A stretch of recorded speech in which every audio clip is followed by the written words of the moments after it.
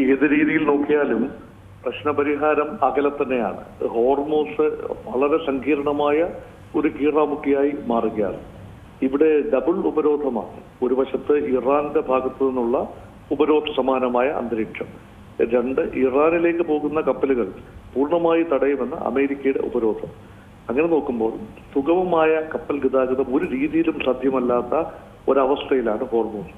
ചുങ്കം കൊടുത്തുകൊണ്ട് ഇറാനിലേക്ക് സപ്ലൈസുമായിട്ട് പോകുന്നതോ അല്ലെങ്കിൽ ഇറാനിൽ നിന്ന് എണ്ണയുമായി പോകുന്നതോ ആയ കപ്പലുകൾ അതൊരു രീതിയിലും അനുവദിക്കാനാവില്ല എന്നാണ് അമേരിക്കയുടെ പക്ഷം. മാത്രമല്ല ഇറാൻ പറയുന്നത് ഇറാനിലേക്ക് കടന്നു വരുന്ന കപ്പലുകൾക്ക് ചുങ്കം ബാധകമല്ല, കാരണം അവിടേക്ക് സാധനം എത്തിക്കുകയോ അവിടെ നിന്ന് എണ്ണ കൊണ്ടുപോവുകയോ ചെയ്യുക എന്നതാണ്.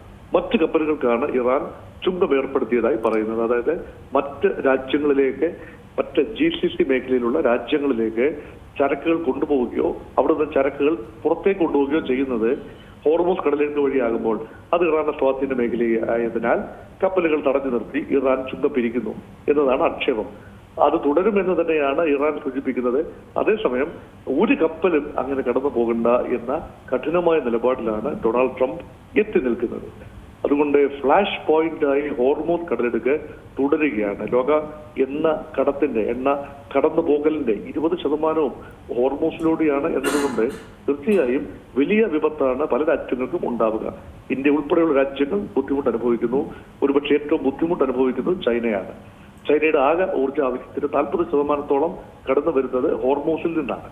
അതായത് എണ്ണ ഏറ്റവും പ്രധാനമായ ഇറാന്റെ എണ്ണ കയറ്റുമതി ചൈനയിലേക്കാണ്. ഇറാന്റെ ആകെ എണ്ണ കയറ്റുമതി 90% ചൈനയിലേക്കാണ്. ചൈനയുടെ ആകെ എണ്ണ ഇറക്കുമതിയുടെ 40% ഇറാനിൽ നിന്നുമാണ്. അങ്ങനെ വരുമ്പോൾ അത് ഹോർമോസ് കടക്കാതെ ചൈനയിലേക്ക് എണ്ണ എത്തിക്കാൻ ഇറാന് കഴിയില്ല. അതുകൊണ്ടാണ് ചൈന ഉൾപ്പെടെയുള്ള പല രാജ്യങ്ങളും ഇപ്പോൾ സംയമനം പാലിക്കണമെന്ന ആവശ്യം അമേരിക്കയോട് പറഞ്ഞിരിക്കുന്നത്. അതിനിടയിൽ റഷ്യ സമാധാന നീക്കവുമായി വരികയാണ്. വലിയ പ്രതീക്ഷ ലോകത്തിനുണ്ടായ ഒരു നീക്കമാണ് വ്ളാഡിമിർ പുടിന്റെ ഭാഗത്തു നിന്നുണ്ടായത്. ആണവ സമ്പുഷ്ടീകരണമാണ് വിഷയമെങ്കിൽ, ആണവായുധ നിർമ്മാണമാണ് വിഷയമെങ്കിൽ സമ്പുഷ്ടീകരിച്ച യുറേനിയം തങ്ങൾ കൈവശം വെച്ചുകൊള്ളാം, ഇറാനിൽ നിന്ന് തങ്ങൾ അത് കൈവശപ്പെടുത്തി സുരക്ഷിതമായി വെച്ചുകൊള്ളാമെന്ന റഷ്യയുടെ ഉറപ്പിന്മേൽ കൂടുതൽ ഒരു നീക്കവും നടന്നില്ല എന്നാണ് മനസ്സിലാക്കുന്നത്. അതുകൊണ്ട് റഷ്യക്ക് എത്രത്തോളം ക്രിയാത്മകമായി ഇടപെടൽ നടത്താം, അമേരിക്കയുടെ സഹകരണം ഉണ്ടാകുമോ എന്നതിനെ കുറിച്ച് ഉറപ്പില്ല. സമാന്തരമായി അമേരിക്കൻ പ്രസിഡന്റ് അരങ്ങ് കടുപ്പിച്ച് നിർത്തുന്നു എന്നാണ് മനസ്സിലാക്കുന്നത്. മാർപ്പാപ്പയെ പോലും വെല്ലുവിളിക്കുന്ന രീതിയിൽ അമേരിക്കൻ പ്രസിഡന്റിന്റെ പ്രസ്താവനകൾ വരികയാണ്. സ്വയം യേശുക്രിസ്തുവായി ചിത്രീകരിക്കുന്ന ട്രംപിന്റെ ചിത്രം വളരെ വലിയ വിവാദമാണ് ഉണ്ടാക്കിയിരിക്കുന്നത്. ഈ മരണാസന്നനായി കിടക്കുന്ന രോഗിക്ക് സൗഖ്യം നൽകുന്ന യേശുവിന്റെ രൂപത്തിൽ ട്രംപിനെ അവതരിപ്പിക്കുന്ന ചിത്രം ആഗോളതലത്തിൽ കത്തോലിക്ക സഭ മാത്രമല്ല, ഈ ക്രൈസ്തവ വിഭാഗങ്ങൾ മാത്രമല്ല, ആഗോളതലത്തിൽ വലിയ പ്രതിഷേധമാണ് ഉയർത്തിയിരുന്നത്. പശ്ചാത്തലത്തിൽ യുദ്ധവിമാനങ്ങളുണ്ട്, ഒരു സൈനികനുണ്ട്, ഒരു നേഴ്സുണ്ട്.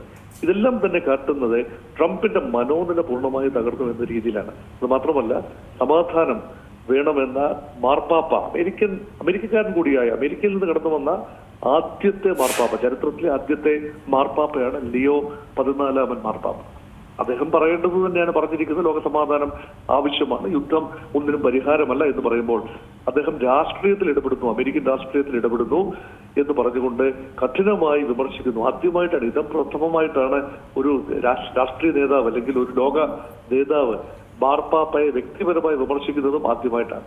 ആ രീതിയിൽ കാര്യങ്ങൾ പിടിവിട്ടു പോകുന്നു. കത്തോലിക്ക രാജ്യങ്ങൾ ഉൾപ്പെടെ പലതും അമേരിക്കയോട് വലിയ സൗഹൃദമുള്ള രാജ്യങ്ങളാണ്. ലാറ്റിൻ അമേരിക്കൻ രാജ്യങ്ങൾ, തെക്കൻ യൂറോപ്പിലെ കത്തോലിക്ക രാജ്യങ്ങൾ, അവരുടെയൊക്കെ നിലപാട് ഉൾപ്പെടെ വളരെ വലിയ വിഷയമായി മാറിയിരിക്കുകയാണ്. അതുകൊണ്ട് സങ്കീർണതകളിൽ നിന്നും കൂടുതൽ സങ്കീർണതകളിലേക്ക് നീങ്ങുകയാണ്. അതേസമയം തന്നെ ഈ വ്യാഴാഴ്ച വരെ ഒരുപക്ഷെ വെടിനിർത്തൽ, അടുത്ത 22-ാം തീയതി വരെ വെടിനിർത്തൽ കാലാവധിയുണ്ട്.